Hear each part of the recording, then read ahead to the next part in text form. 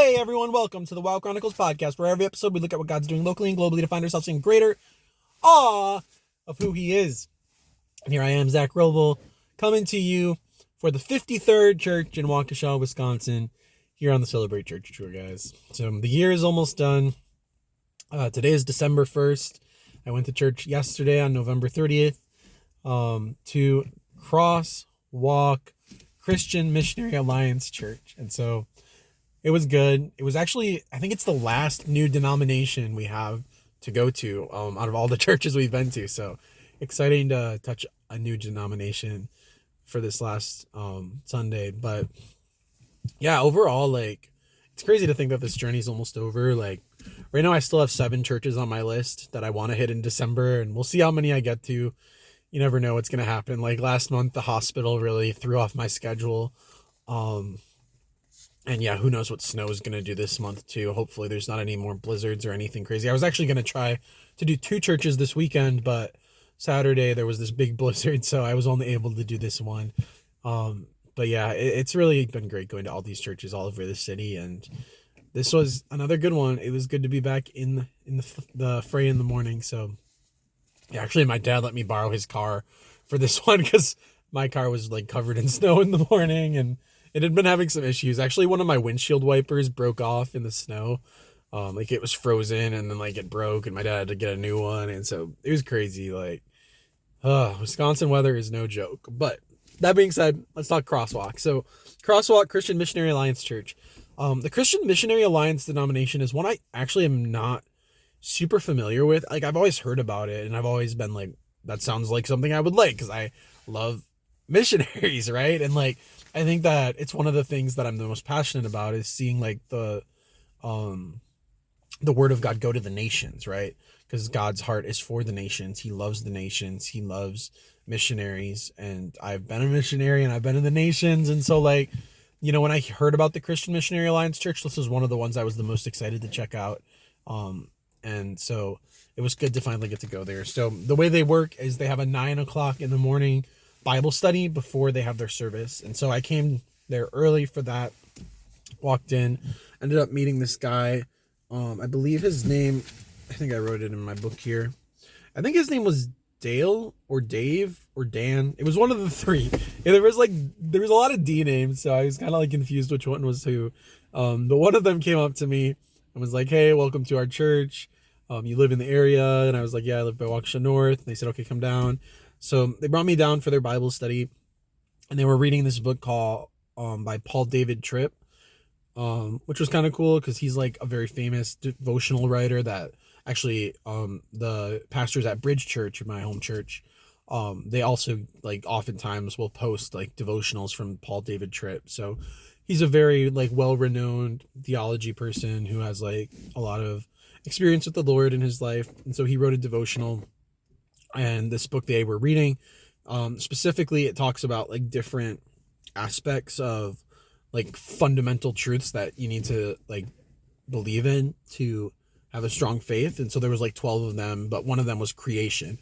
And so for the Bible study today, they were really focused in on creation. So they were talking about how the reality of creation, the fact that God created the whole world, is the lens that we have to see all of life through. Because when we remember that he made everything, it gives us awe and wonder. It gives us a heart of submission where we're oh wow, he made us, he's literally the one who made us, we should submit to that. And then obedience, because we can trust him because he made everything. They also talked about creations being the hinge point for all belief and faith in God. They talked about worshiping the creator and not the creation, which I think is really powerful, because sometimes it's easy to see the good things in this life and forget where they came from. We love the thing more than we love God, and sometimes God has to take the thing away to remind us, oh, actually, he's the one worthy of praise, not that thing, because that thing is always temporary. Whether it's people, whether it's a TV show or an interest we have, all those things are temporary. A group we're a part of, none of them are going to last forever, but Jesus does last forever. And so he reminds us of that. They talked about how everything we have is by his grace and with his favor. They also were talking about how like sometimes when people read the creation story from Genesis, like they'll read it in like a boring voice of like, God created the heavens and the earth and it was good. And they were like, that's so dumb because it like takes away the joy and it takes away the wonder, right? And I think that it was cool that they mentioned that, like, like we should be saying these things with awe. We should be saying things like, God is awesome. Like, why are we reading it in this boring voice? Like, he's nothing special. Like, he literally made everything we know. And that's pretty crazy. And that's pretty cool. So don't read it in a monotone voice. They emphasized. Then they talked about these 5 words of like what God kind of like brought to humanity. He brought us purpose. Like when he created humanity, he gave us a purpose. He has ownership, and he gave us like ownership as well, but like everything belongs to him, and like so he made us to belong to him. He gives us authority as his image bearers. We are given the heart of worship, the opportunity to worship him as like a purpose, and then he gives us humility, and he had humility like as well. So those things were huge. Yeah, they said his purpose is our purpose. And then I just thought of this old quote that like they spoke about a lot at my missions schools that I was a part of missions exist because worship doesn't. And like ultimately like how worship is the final purpose of humanity, like is to worship God, is to like see him and to be in awe and wonder of him. Like that's the whole reason we exist. Like, even all the missions we do, all the things we do for the kindness of humanity, like the point is to point people's attention to God and realize like all the good things in the world, they come from him. Yeah. And so then we kept talking about a lot of different things. They also mentioned that they do a Tuesday men's Bible study at 6:30, and there was also a lady they do a women's Bible study as well. So it's cool that the church has some Bible studies open for men and for women. Also, as far as like the amount of people at this Bible study, just to paint a picture, it was more like, I want to say it was like 6 to 8 people. I think it was kind of a weird Sunday to like gauge like how big the attendance actually is because of the fact that it was like a snowstorm. So there was probably less people than there normally are. But yeah, there was about 8 people at the Bible study. It's very small. It was very open too. Like, the guy who was leading the discussion, like was like, he was passing it out to anybody to like ask a question or make a comment. So it wasn't like just one person preaching, but it was a chance for an open discussion for people to say what they thought. And I think that's really beautiful when churches have an open space for that, an open forum. So, yeah, they also mentioned that it's important to seek. I don't know if they even mentioned this. I might have just wrote this in my journal because God was speaking to me as this was all happening. But I wrote that it's important to seek God first before our calling, which is really significant. And yeah, I think the rest of this stuff was just my own thoughts about like things God was speaking to me.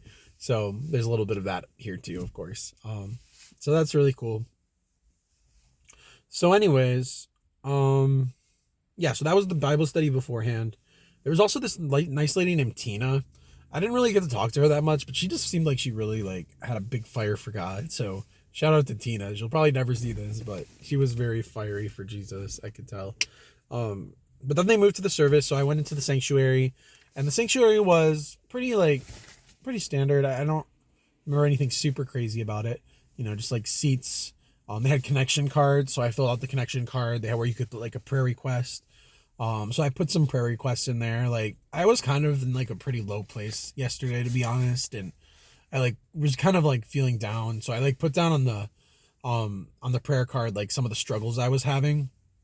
And it was actually really cool because just this morning when I woke up the next day, I ended up getting an email from one of the people at the church, and they said that they had been praying for me, and they like read through my prayers. So that's really cool to know that, the prayers that you're putting down, like they're being noticed. People care about you there. Really love to see that. So that was really cool. But yeah, so we moved into the service. They started out with a song being played on the screen. And it was really pretty. Like there were some of the words of it that like really hit my heart in my low point yesterday, where it just said like, one of the lines was, in our most uncertain hour, you are God and we are loved. Like even when we feel so uncertain in life and we feel so lost, like I kind of felt yesterday, like we can remember God is God and he's consistent. And then we are loved even in those moments where we feel so lost. So that was really good. And they had another line of, "We will never be abandoned. You are Lord and we are yours." Like, we are never abandoned because we belong to him. It's just really good. I don't know what the song was called. Every verse said Christ our wisdom in it, so it's probably like something called like Christ our wisdom or something. I'm gonna try to look the song up later because I wanted to hear it again. But really beautiful song. The speaker went up, and so something significant was actually happening here at Crosswalk this Sunday. Is they were actually having the last sermon from their old pastor. So this guy was having his final day as pastor. Like, it's funny, like, I always end up going to these churches on like very significant days. Like, throughout the church door, there's been so many times where something has been happening like this, where either there's been a new pastor like being anointed, or there's been like, special occasions. Like, I always end up at the churches on the funniest days. But yeah, this one was like the final day of this dude who's been a pastor for 29 years, and he's finally like leaving Crosswalk now. So they're actually like looking for a new pastor. I even talked to them at the end, and they said they don't even know who it is yet. So they're in the search for that next person to fill that role. But yeah, this guy, he's been a pastor for so long, and he was about to have his last message. But before we get to that, they also were doing Advent. So that's cool to see, right? Because it doesn't happen in a lot of the more like non-denominational type churches, but in more traditional churches. And I honestly can't really tell if Christian Missionary Alliance is more traditional or more modern. Like, it's kind of like a mix of both from my experience today. Like, the songs were, some of them were like hymn type songs, but some of them were more like contemporary type songs. So it was a little bit of a mix. And then like the preaching was pretty topical, I would say. It was, but also had like a lot of scripture in it. So it was a good mix. I like a good mix. I think that's really what the Lord desires, is he doesn't desire us to go to these extremes of like super traditional or super modern. Like, the mix is, I think, where the Lord has found the most. So it was really cool to see that today at the church. But anyway, so yeah, they have they were talking about Advent, and they had an Advent wreath, or not. I don't know if they actually had a wreath, but they had like all the different candles. And so, like, for people who are familiar with Advent or are not, it's like the season in the church leading up to Christmas. So there's like 4 weeks, and every week there's a different theme and a different candle that represents something different.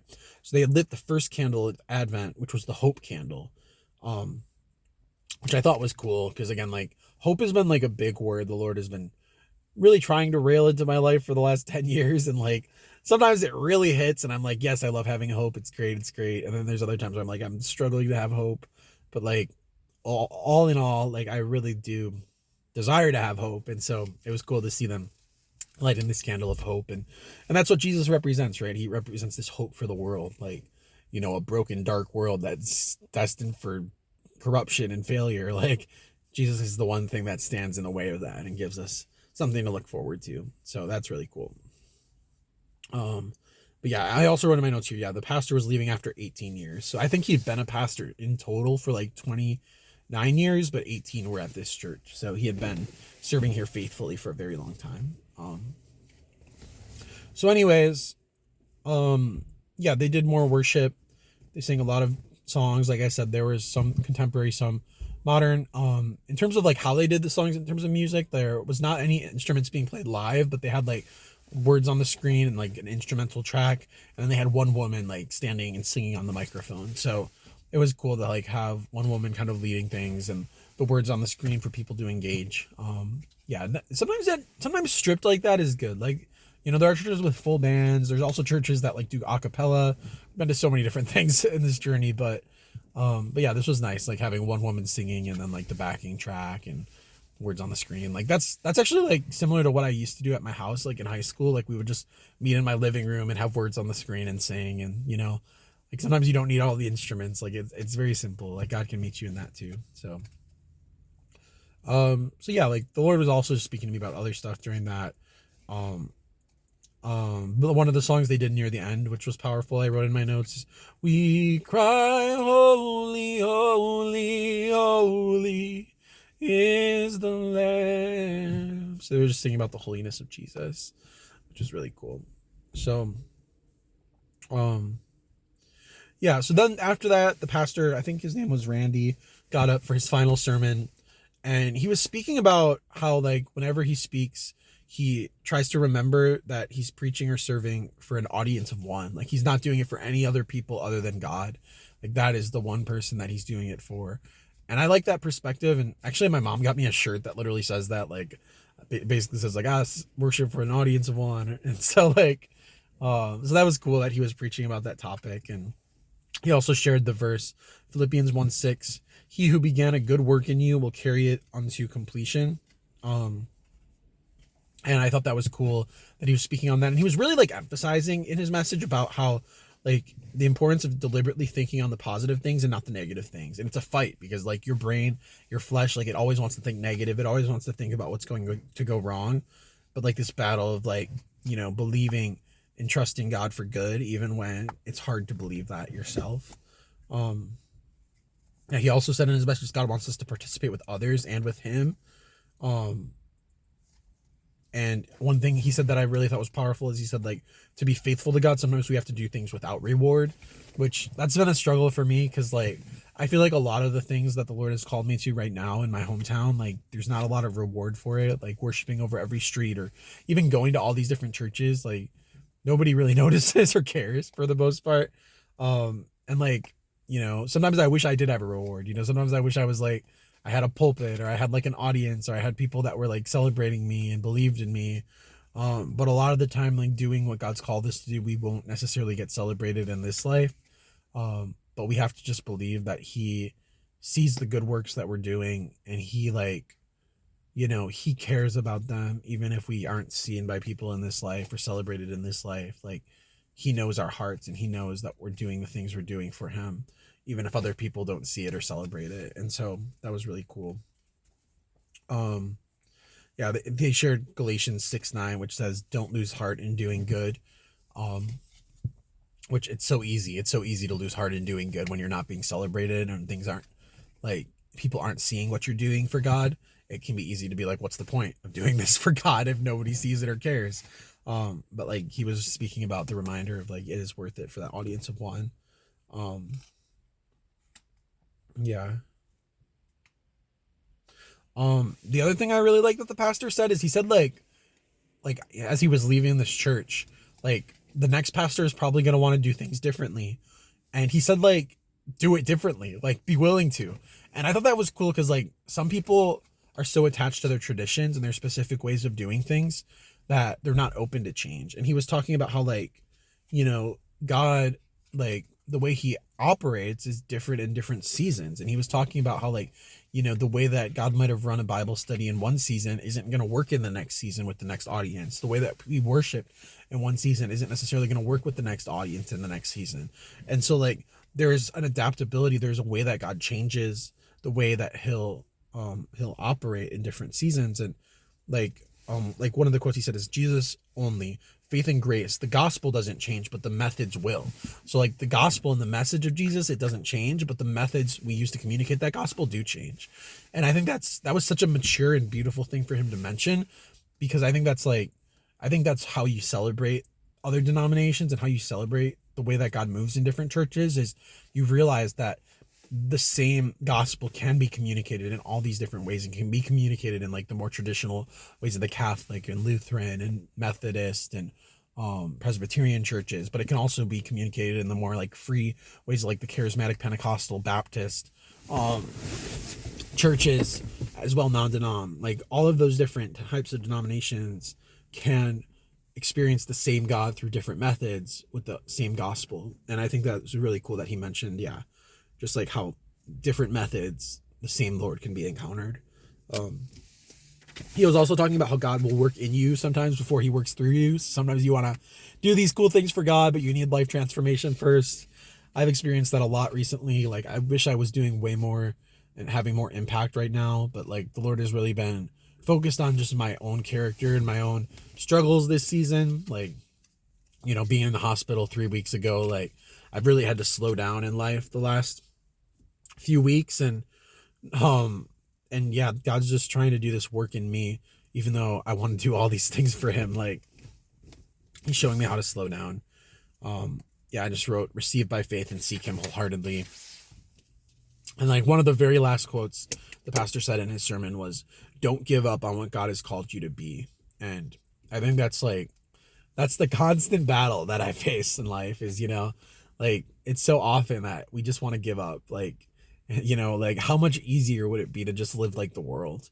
Um, but like that affirmation was significant to me, that we don't want to give up on what God has called us to be. Like, as much as it would be easier to do that, to just live with the world and to not have a high purpose or calling, like the Lord has given us a purpose and a calling. He's given us a destiny, and that reminder was so encouraging to have by this pastor as he gave his final message. So he gave his last message, and then they did one more song at the end to kind of finish. And then after that, it was open for people to go home or talk or whatever. So yeah, some of the people as I was leaving were just saying like, thanks for coming. You're welcome back anytime. Always love to hear that from a church. I mean, I don't know what my life is going to look like next year on the other side of the church tour, but it's always good to hear like, people be inviting, like people be welcoming, people say like, we want to see you again. It's a beautiful thing. So that was that. I didn't really get to learn that much about the denomination like I wanted. Like, I really wanted to learn more about the Christian Missionary Alliance, and I think I saw like a flyer in their foyer about something in Mexico that they're like serving or supporting. So they do seem to have some kind of an international component, but it didn't really seem to be the focus this Sunday, because like this Sunday really seemed to be focused on honoring this guy who's been their pastor for all these years and has really like, been a good reflection of God's heart to the church for such a long period of time. And so, yeah, because of that, like, and it's cool because like they were even talking about like this church, like I think it was formed in like the 70s or 80s, and it's taken on a lot of different forms over like the 50-ish years since it's been around. Like, one of the people that came up to me, actually, I think I wrote this in my notes too, like before the service, there was this guy named Andrew. He was wearing a baseball shirt. He was like, I love baseball. If you ever want to talk baseball, I'll talk baseball. I don't like baseball, but like he was saying that. But I think he said like he was married in this church. I think that's his 22 years ago. He was married in this church, and he's been here for a long time. A lot of the people at this church seemed like they were for lifers. Like they were basically like, yeah, I've been here since the founding. I've been here since the beginning. It's really cool to see when people are very faithful to be a part of a community, and to continue to stick with it. Like, even when life changes happen, like continue to have that foundational community of faith that keeps you grounded. And there was a lot of people that had that story from the church that I was able to talk to there. So that was really encouraging. But yeah, like overall, I would love to learn more about the denomination still, and potentially go back and do some more. I think they also said they do a Wednesday night Bible study. Is that what I heard? There was some other thing that they do. Maybe it was just the Tuesday men's group, but I'm going to be off work on Tuesdays starting next week. So maybe I'll go to the men's group sometime and just check that out too. Might be fun. So we'll see what the future holds. But overall, Crosswalk, Christian Missionary Alliance, it was a good church. It was a good overall experience. And, I'm excited to see what the Lord does with their future as they look for a new pastor and start a new season.